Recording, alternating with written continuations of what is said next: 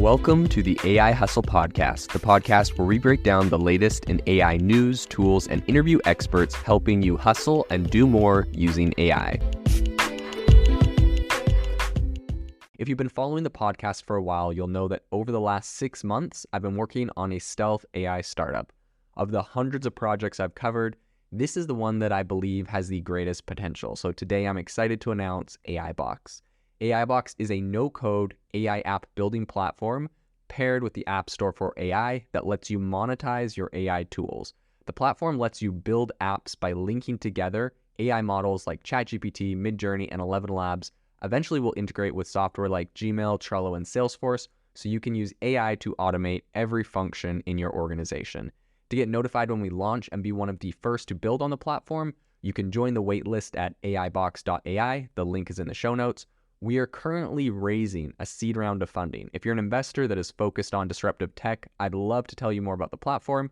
You can reach out to me at jaden@aibox.ai. I'll leave that email in the show notes. So the first thing to say here is that, of these senators who have proposed government licensing for advanced AI development, this is a relatively bipartisan framework, which suggests there's going to be some stricter oversight of AI technologies like GPT-4.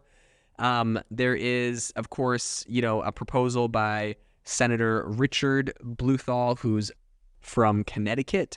And then on the Republican side of this, we have Senator Josh Hawley, who is from Montana. So this, this kind of bipartisan working together between Democrats and Republicans, I think suggests the formation of a new governmental body that would require companies to seek licenses before developing powerful AI models like GPT-4. So the legislative framework also suggests that developing high-risk applications such as facial recognition should necessitate a government license.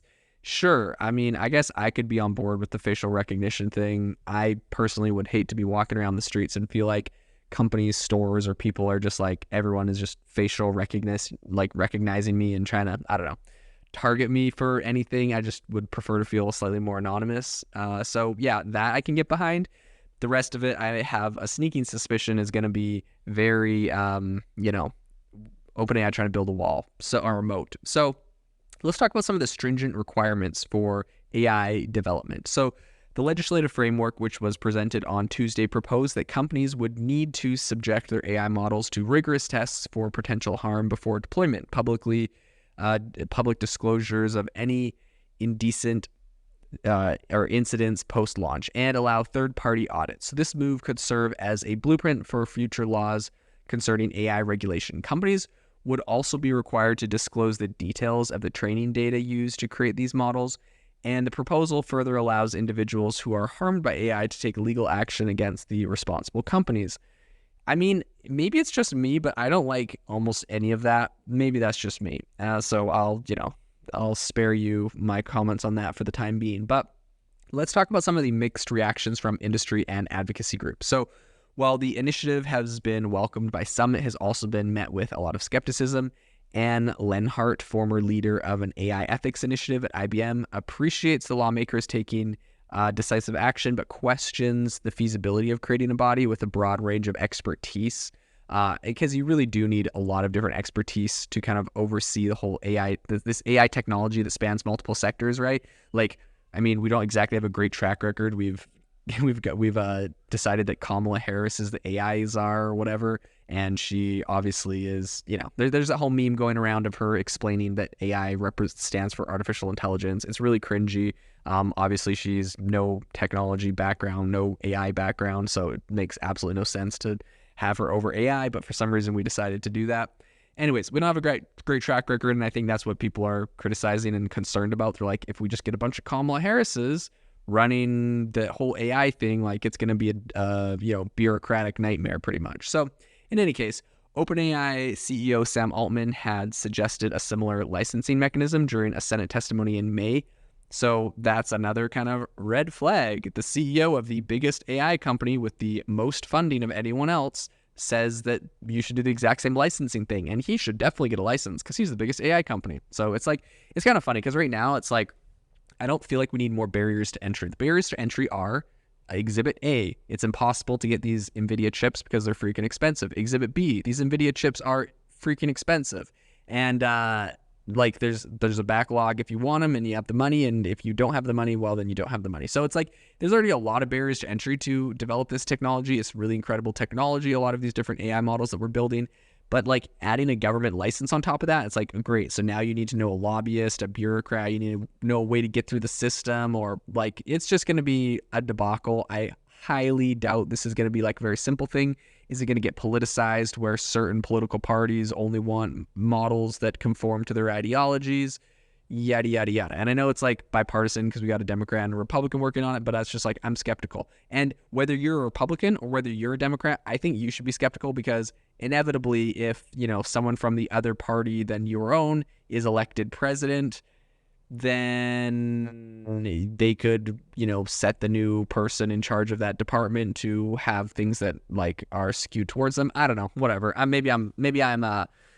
Maybe I'm pessimistic on this whole thing, or just like overly suspicious, but it just doesn't seem to be what I love, having the government decide who can build an AI model when, right now everyone's building them and we're all still alive. The robots have not taken over yet. So looking at some of the, pending decisions and questions, I think the senators have yet to specify whether the oversight for AI tech would be conducted by a newly formed federal agency or an existing one. They've also not outlined the criteria for determining whether, what could be classified as high-risk applications requiring a license. So that's, I'm sure, annoying if you got labeled as high risk for whatever reason. That would be a good way to weaponize it against your political or ideological opponents. But in any case, I think the proposal comes at a time when AI regulation is a hot topic in Washington. Senators are talking about this a lot. I think Blumenthal and Hawley are scheduled to oversee a Senate subcommittee hearing on AI accountability next week. And I think that a meeting hosted by Senator Chuck Schumer will gather a bunch of tech leaders like Mark Zuckerberg, Elon, and CEOs from Google, Microsoft, and NVIDIA to discuss the future of AI regulation. So Michael Koo, who is of Friends on the Earth, an environmental nonprofit, calls the proposal a, quote, good first step, but demands more clarity on the framework's details and its potential environmental impacts. Again, I don't really love the mixing of environmental people with AI technology, or I would just as much like the CEO of ExxonMobil, a gas company, having comments or an opinion on this AI technology as I would an environmental person, or as I would the NRA. It just already feels like people are trying to politicize this and, say oh, well, all of these different people from these different departments or these different groups need to have a say on AI, and, their opinions matter. Don't like it one bit. I just think AI is awesome. I think people should be able to use it how they want. I don't want it to get politicized, but inevitably it will. So I guess I just got to brace for impact on that. The proposal by Senator Blumenthal and Hawley marks, I think, a significant step towards a more structured regulation of AI technologies in the U.S. However, it has elicited varying reactions, and several questions still remain unanswered. With upcoming hearings and meetings on the subject, I think the discussion on how best to regulate AI is far from over, so stay tuned as we continue to cover this in the future and see how this all shakes out. If you are looking for an innovative and creative community of people using ChatGPT, you need to join our ChatGPT creators community. I'll drop a link in the description to this podcast. We'd love to see you there, where we share tips and tricks of what is working in ChatGPT. It's a lot easier than a podcast, as you can see screenshots, you can share and comment on things that are currently working. So if this sounds interesting to you, check out the link in the comment. We'd love to have you in the community. Thanks for tuning in to the AI Hustle podcast. If you could do us a massive favor, we would really, really appreciate it if you could leave us a review wherever you get your podcasts. This helps people find the podcast. It helps people know this is a good place to go. And we would really, really appreciate it, as it helps us continue to bring on incredible guests and share incredible content for you to listen to.